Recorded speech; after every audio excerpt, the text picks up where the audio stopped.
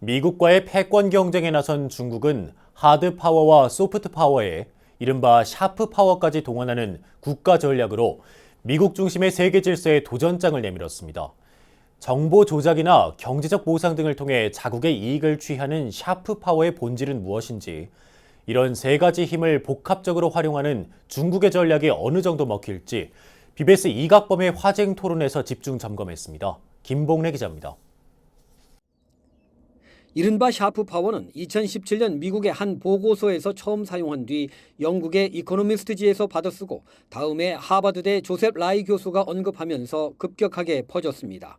국제관계에서 자국이 원하는 바를 이루기 위해 군사력 같은 물리력이나 경제적 보상을 활용하는 하드 파워나 매력 혹은 설득을 활용하는 소프트 파워와는 또 다른 방식을 가리킵니다.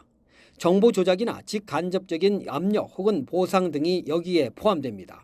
G2로 떠오른 중국이 시진핑 시대에 들어서며 더 이상 중소국가가 아닌 강대국이라는 자기 정체성과 그에 따른 역할 정체성을 스스로 자리매김하면서 국가 전략에 샤프 파워를 활용하고 있다는 분석입니다.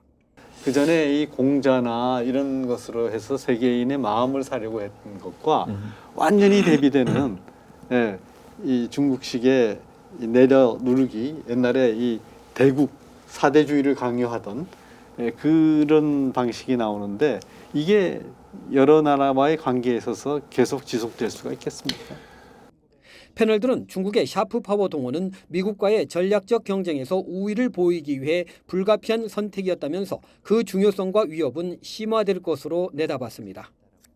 자신들의 가치와 규범으로서 설득하고 매력을 끌어들일 수 있는 소프트 파워 측면에서의 약점을 어찌 보면 샤프 파워로서 보완해 나갈 수밖에 없는 상황이기 때문에 중국의 엄청난 하드파워상의 부상과 그다음에 미국의 상대적인 쇠퇴가 제공하는 기회이익 요인이라는 것이 결합을 하다 보니까는 오늘날과 같은 미중 경쟁의 양상이 그야말로 아주 전면적인 경제나 군사나 기술 측면은 할 거 없이 그런 식으로 펼쳐져 나가고 있는데, 패널들은 또 미국과 중국이 패권적 리더십 경쟁 또는 규범과 질서의 전쟁을 펼치고 있다면서 이 같은 규범적인 가치 차원의 경쟁에 주목해야 한다고 말했습니다. 우리의 대처와 관련해서 김원권 교수는 샤프 파워에 대한 오류나 정보의 왜곡들에 대해 공개적으로 바로잡고 비판하거나 샤프 파워를 쓰고 있는 서버나 에이전트를 철폐 또는 폐쇄하는 방법을 제시했습니다. 또 김태환 교수는 투명성을 요구하는 법적인 대응을 비롯해서 가짜 정보나 왜곡된 정보를 밝혀내는 일, 시민들의 참여를 통해 열린 사회를 지향하는 일을 제시했습니다. 이각범 대한불교진흥원 이사장은 중국의 샤프 파워는 중국이 미래를 향해 나아가는 복합적인 전략에서 비롯된다면서 미중 패권 전쟁 속에서 중국의 샤프 파워를 주목해야 한다는 말로 토론을 마무리했습니다.